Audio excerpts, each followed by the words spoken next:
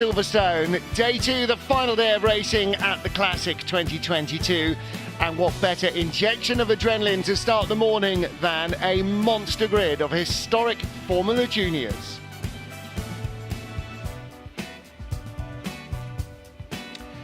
"50 cars, and they line up as they did yesterday. The one qualifying session on Friday set the grid. Michael O'Brien, yesterday's winner by a whisker, on pole ahead of Cameron Jackson, who looked as though he might be a real front runner till mechanical problems struck. Same with Alex Ames. Horatio Fitzsimon in the Lotus, the red car.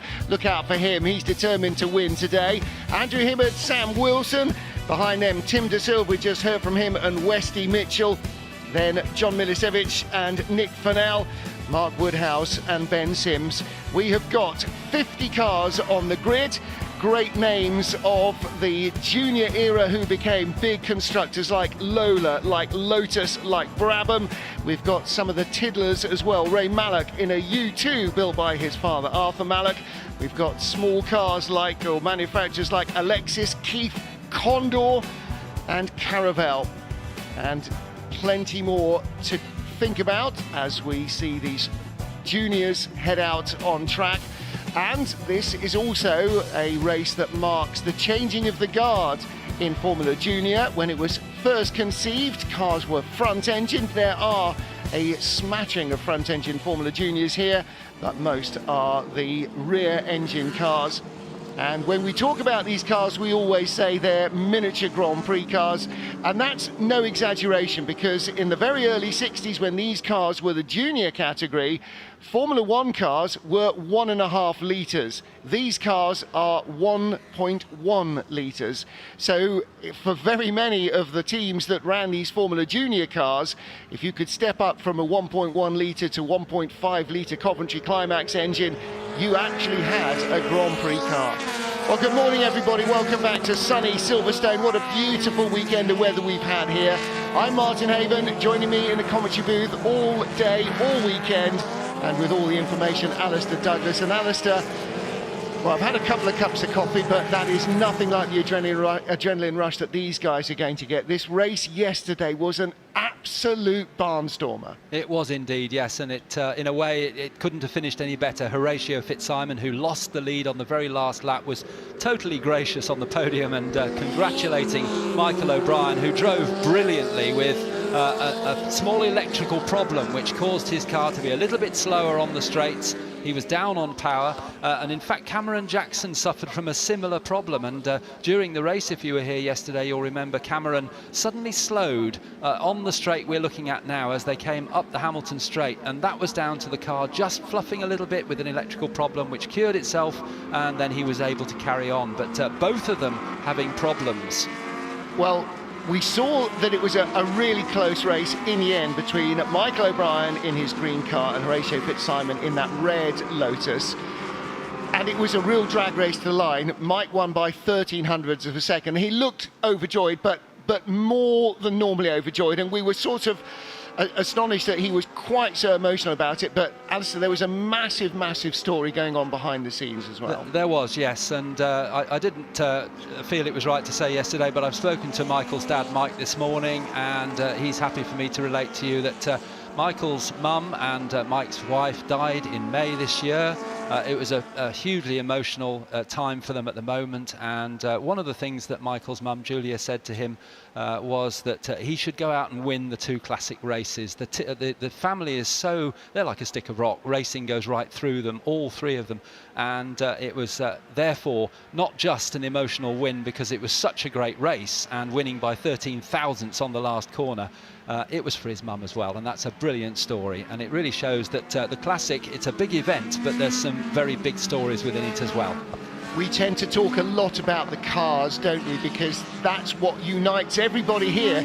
All the drivers, all the mechanics, all the fans, all the marshals, everything. We all get cars. We love watching racing cars, but all sport, it's about the humans in the end, and that human emotion absolutely just boiled over. I'm not quite sure how he contained himself in the run to the line, but when he did take that checkered flag, as you say, by half, of not even half a car length, basically a nose, the emotion just bubbled over. A massive moment for him, for his father, and for the family as well. And you know, that's I think an emotion that everybody understands from life and from sport, and motorsport is just a little microcosm of that. Well, as the cars come around, you can see so many of them, these low-slung little cigar tubes, the classic schoolboy 1960s drawing of a racing car, but some of them much taller.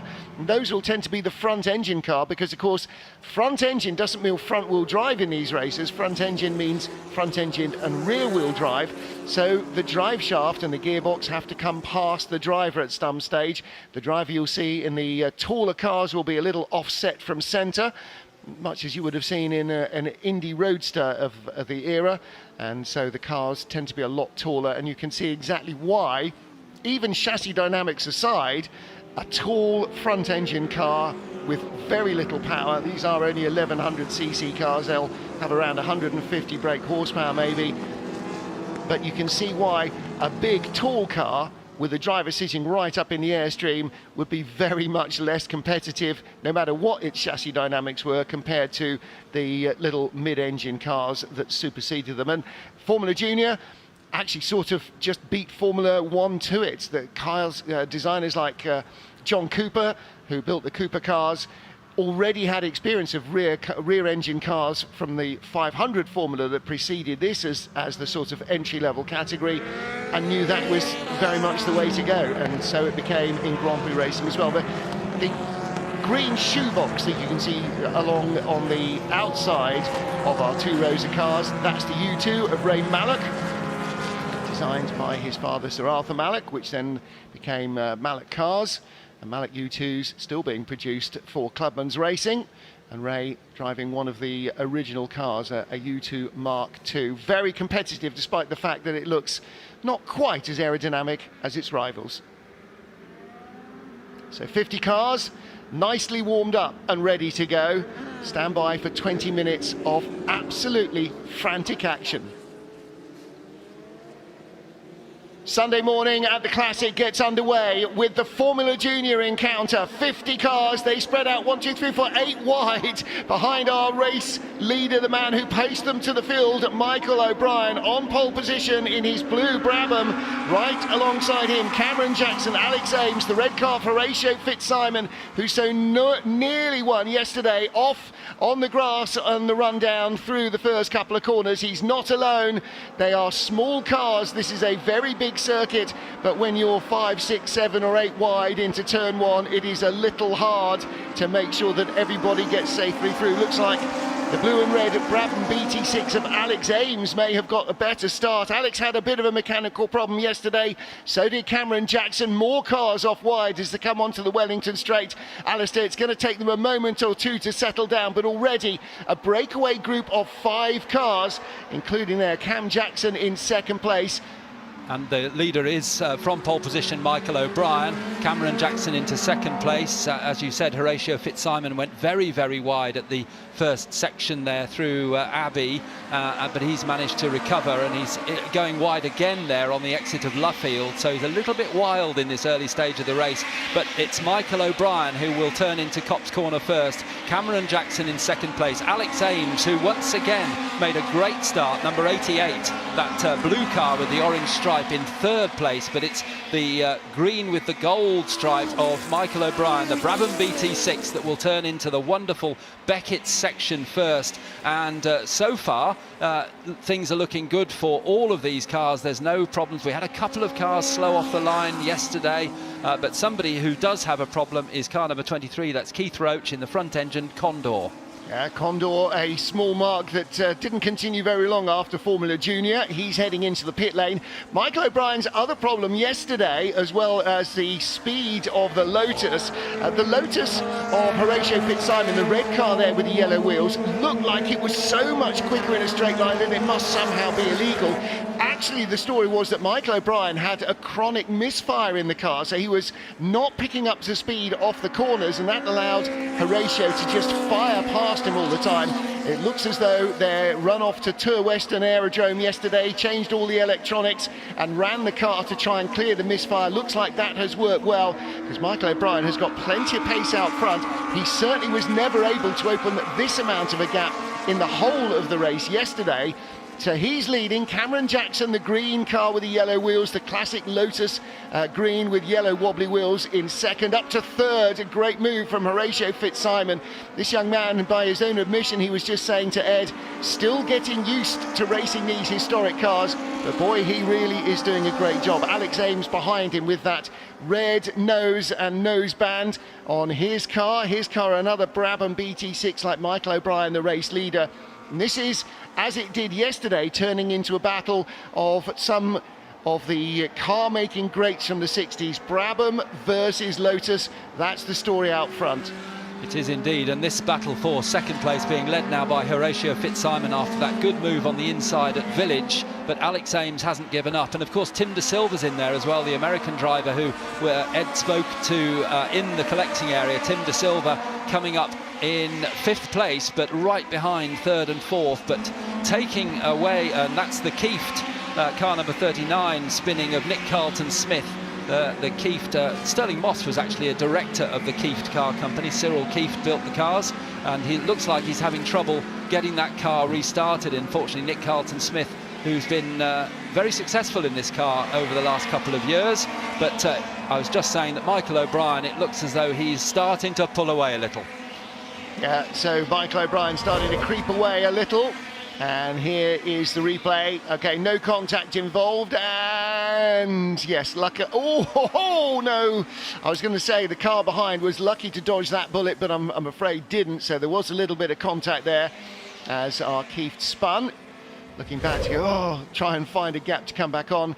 The car's not moving, so the marshals will hopefully be able to push him back. That's right in front of the BRDC suite down in the what used to be the stadium section before they built a new stadium section here at Silverstone. Michael O'Brien, the race leader, 1.6 seconds clear of Cameron Jackson, and then Alex Ames, Tim De Silva on the back of this group, just hanging on there in the green car with the white stripes, just about hanging on in the green car with the white stripes. That's the lead Cooper in the field. He's in 5th place. Alex Ames battling here with Horatio Fitzsimon, who looks like he's starting to make a bit of a clear break. Okay, green flag's out now at Brooklands, so all good news. A couple of cars heading back into the pit lane below us as we sit over the old Formula One pits, the Heritage pits as they're now known. The cars starting and finishing all the races at the wing on the Hamilton Straight, the Formula One pit straight, the current Formula One pit straight, but all the cars in this morning's races will be coming from the national pit lane, the Heritage pit lane. We're looking here at Alex Ames, number 88 in the blue car with the orange stripe. That's another of the Brabham BT6s, similar to the leader Michael O'Brien's car. And they are really, really pretty cars of this era, very small, very, very tight cockpits, and as we said earlier, similar cars were used with different engines in the back to race in Grand Prix racing at the time. Very, very small cars, but very pretty. No aerodynamics on them to speak of. Kind of a cigar tube shape, and Alex Ames it is who is just ahead of Tim De Silva in the number 96 Brabham, the earlier Brabham, the BT2, and Brabham, Jack Brabham, of course, 3-time world champion, building these cars with his engineer Ron Toranak, hence the B and the T in the name of the car, Brabham and Toranak. And they come down into Stowe Corner, and it's still Michael O'Brien leading, and he is starting to pull away now, definitely, from second placed Cameron Jackson. And then we've got a closer battle, but also we need to watch Sam Wilson, number 53, in the Cooper T59. Sam Wilson, a very experienced and a very quick historic racing driver. Well, he races historic cars. Sam isn't historic. He's number 53 in the Cooper T59, and he's closing up. Here he is now with the very distinctive psychedelic green and purple helmet. Memories of a certain racing Porsche, that is. Sam loves that car, so he has his helmet in that colour, and he is catching Tim De Silva for 5th place. Yeah, he's having a good run, isn't he? Sam Wilson, very quick indeed. Fastest race lap has been set by Michael O'Brien last time round. It's a 2-minute 19.5, a couple of tenths quicker than Cameron Jackson behind him. Another car feeling the pace today. That's number 46, Mark Haynes, his Elva. There were 3 Elvas originally on the entry list. 2 of them are not vatting today at all. Elva She Goes is the derivation of that name. Little battle coming up here under braking, down the inside. That's Tim De Silva. Safely through, just about Brabham on Brabham, and can't hang on the outside. It's a very long right-hander, feels like it's never going to end at Luffield, and that brings Sam Wilson much closer as these two almost interlock wheels. Alex Ames, 88 with the orange stripe, and Tim De Silva right behind in the more classic Brabham green and gold. Looks down the inside into Copse Corner. He's determined to get by, isn't he? He can see Horatio Fitzsimon's Red Lotus disappearing up the road, goes through on the inside, runs out wide, and that allows Alex Ames to come back at him.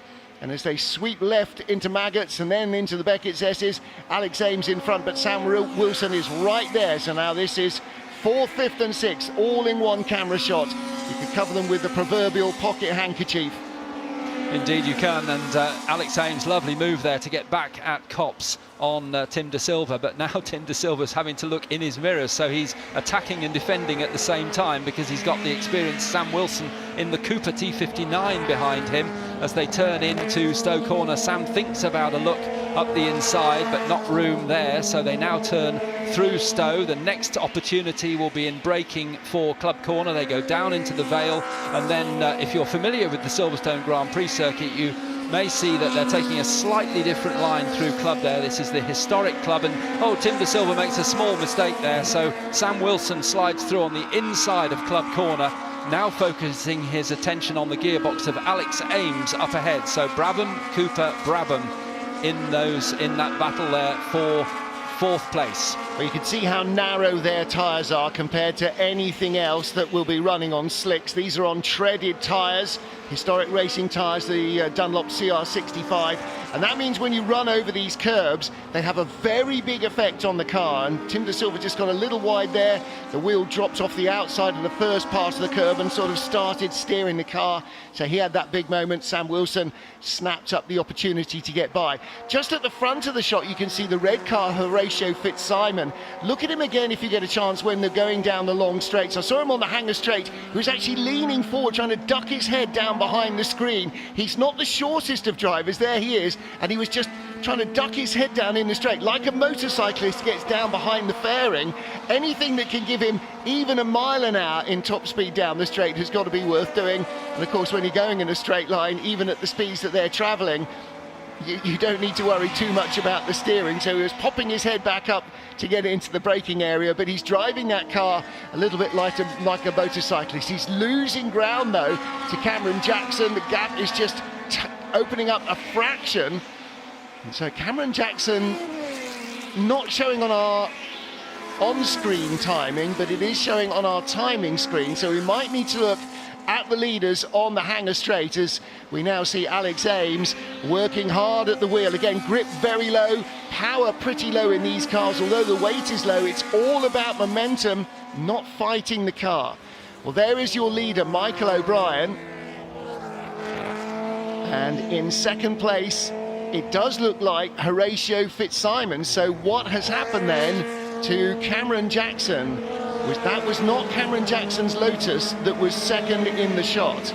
We need to get some definitive eyes on that, because while we're watching this battle, we may well have lost the Lotus that was in 2nd place. Timing and scoring on our big screen is still showing him there, but on your TV graphics, he is not visible at all. Now, coming up behind one of our back markers, that was Horatio Fitzsimon.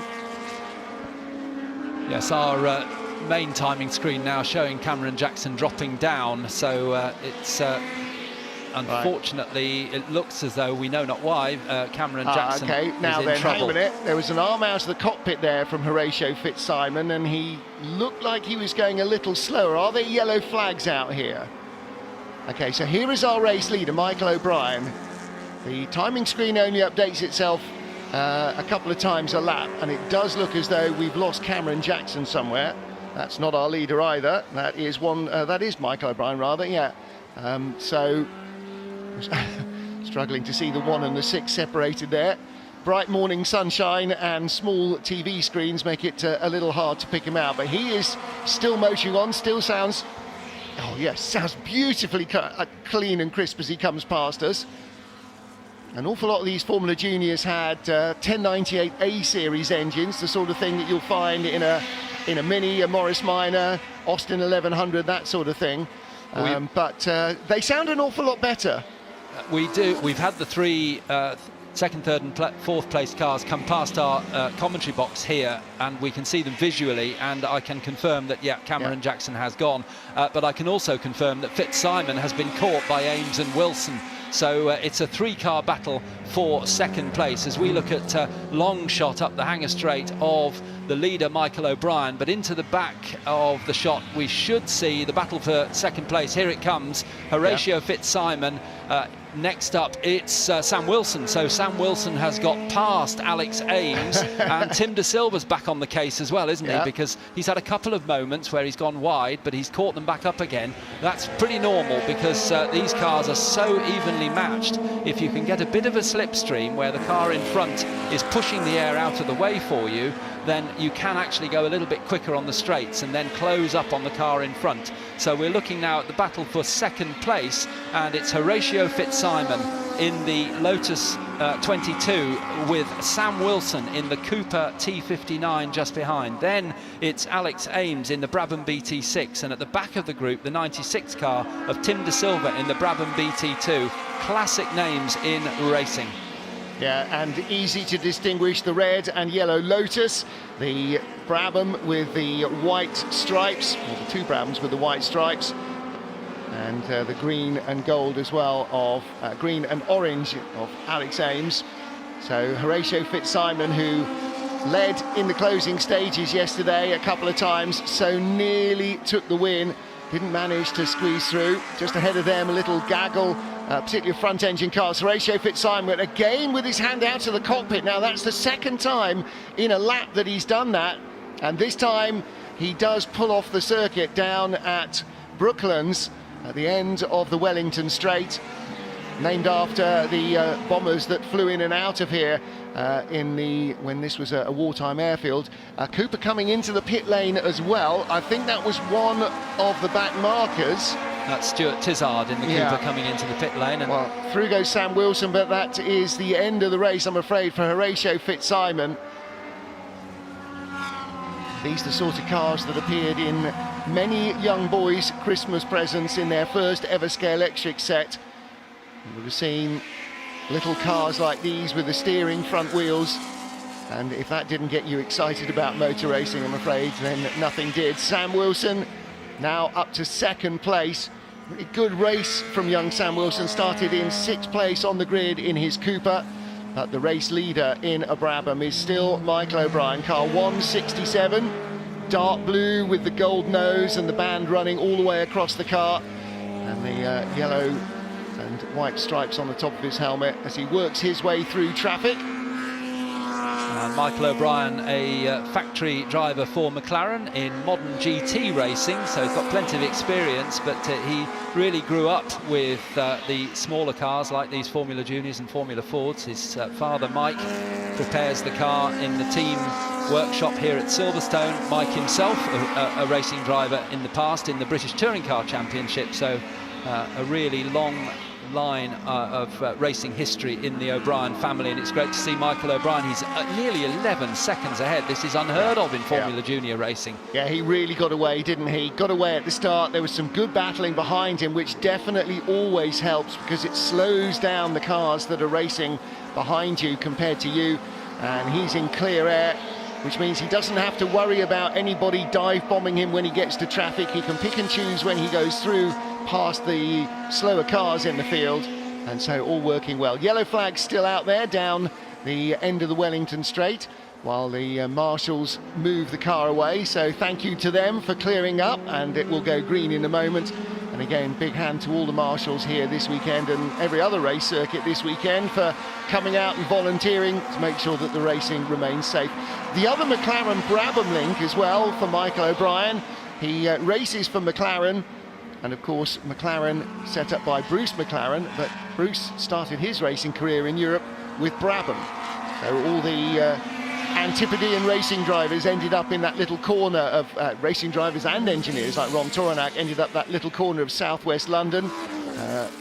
Jack Brabham, Ron Toranak were the ones that really sort of established a foothold, if you like, and into that breach in the English constructor wall came a whole host of others who followed in their footsteps, and Bruce McLaren, the company that he started, still racing in Formula One to this day, obviously. Down the long Hanger Straight, a reasonable tow for Michael O'Brien. Not that he really needs it. Even a slower car will help him take extra speed down the long straights, keeping behind them and then jinking out to pass them as he goes through Stowe Corner down into the Vale. We've got 1.5 minutes left, so I think they will be coming round to start their last lap as they cross the timing line on the recently named Hamilton Straight, named last year. After our 7-time world champion Sir Lewis Hamilton, as they come up the Hamilton Straight into Abbey Curve, which was a left-hander. It's now a right-hander, which leads into Farm and into the new section of the circuit up to Village, which is a tight right-hander. Good overtaking opportunity if you're battling with someone, which Michael O'Brien is not. Well in the lead as he goes through the left-hander at the loop. An absolute picture of perfect race driving here, just tipping the curb, not running over it, just touching the outer curb with the outer wheels of the car and then down the Wellington Straight. But we have a slightly more frantic battle going on for second place, because Sam Wilson has now been caught by Alex Ames. Yeah, in fact, as they came across the start line, Ames was in front of him. Sam Wilson has got back past, though, in the early part of the lap. So this is the battle for the remaining podium spots. Sam Wilson, 53, Alex Ames, 88 with the orange nose, and still just in touch, Tim De Silva. And if these two make any kind of contact or have any kind of mistake, suddenly it's all going to fall into Tim De Silva's lap. By his own admission, the young American still learning how to get the best out of these cars. It's a very different driving style from a lot of the other things that he and his father race. 144 change of car, or change of driver in this Lotus 22 from yesterday. Yesterday raced by Ian Rowley. Today it is Eddie O'Kane in the car. Eddie was racing a Crosley yesterday, which didn't make it through to the end, but on the last lap, Michael O'Brien, nice and clear. It won't be quite the dramatic finish of yesterday for him, but for Sam Wilson, Alex Ames, Tim De Silva, it could still be very dramatic indeed. Ames gets his nose in front, De Silva right behind, Wilson right behind. De Silva is there, onto the Hanger Straight they come, and this is where being in front is a bad thing, because they pop out of the slipstream using the tow. Here comes Sam Wilson on the inside. Tim De Silva thinks better of it. Wilson perilously on the edge of adhesion around the outside at Stowe, drifts out wide. Michael O'Brien is going to win this one and win it comfortably. Not the drama of yesterday. A double win for Michael O'Brien in memory of his late mum. But who's going to take second? It is going to be Sam Wilson who takes second place, is it? Yes, it is. And Alex Ames gets third with Tim De Silva inches behind. A real blanket finish. That was a great end to the battle for the podium, and they're all punching the air and I'm sure splitting their helmets with huge smiles on their faces. And probably no bigger smile than that of Michael O'Brien, our double race winner here at the Classic. Yesterday, a really tough struggle for him with a car that wasn't working. I'm sure he felt for much of the race, this is just going to be impossible, but he never gave up, managed to just wrestle it back from the jaws of defeat on the final lap. And Michael O'Brien this time has a cleaner run to victory, led into the first corner and built a comfortable advantage. So again, another great frantic race to open the encounter here. And while we've been watching the leaders all the way down the order, similar battles going on.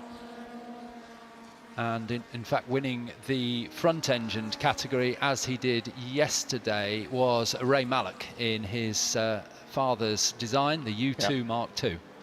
Well, Ray was telling me after qualifying that he had beaten his personal best lap time around Silverstone by 2 seconds in the U2 this year, and he said he'd had a lot of problem with the car when they were testing it. It just wasn't working properly. He found an old set of 1970s dampers on another car that they own and went, okay, well, let's just try those. Suddenly the car was transformed. He said, modern isn't always better. Whatever it was, that whatever valving or whatever was in the dampers back from the 1970s, those worked well. So, yeah, it's... old cars tend to work with old car technology, but all the same, the electronics changed there for Michael O'Brien. Yesterday, after the race, they had a long time yesterday, because yesterday they were the alarm bugles as well, so they had the whole day to try and get the car sorted out, and they definitely did that. Well, you saw Alex Ames clambering out of the tiny cockpit. There's Sam Wilson. Probably doesn't have as much trouble getting out of a modern GT McLaren. And there is Michael O'Brien. I'm sure still huge emotion for the whole family, for Michael, for Father Mike, and for the team. A job well done, and a weekend that they will remember for a very long while.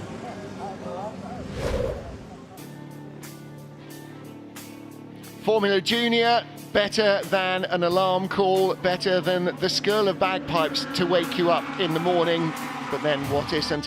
What a race again that we had. 50 cars started, and it fast boiled down into a top 5 tussle with some of the expected front runners. But trouble for Cameron Jackson as he dropped out of the running, and then later Horatio Fitzsimon meant that Michael O'Brien, the poleman and yesterday's narrow winner by 13 thousandths of a second, was able to ease away from a frantic battle behind. Coming through to the podium, Sam Wilson in second place and Alex Ames in third behind O'Brien.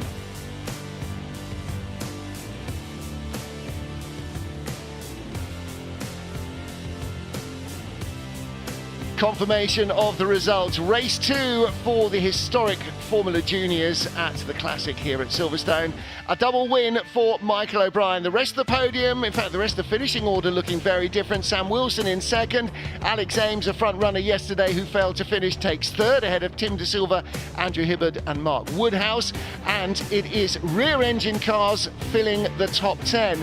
But the resolutely reliable and remarkably speedy, given that it's got the aerodynamics of a house brick, U2 Mark II in the hands of Ray Mallock. Big Ray winning the front engine class and knocking on the doors of the top 10. A fantastic performance from him, and showing exactly why the U2s, later called the Mallocks, became so well received as customer cars.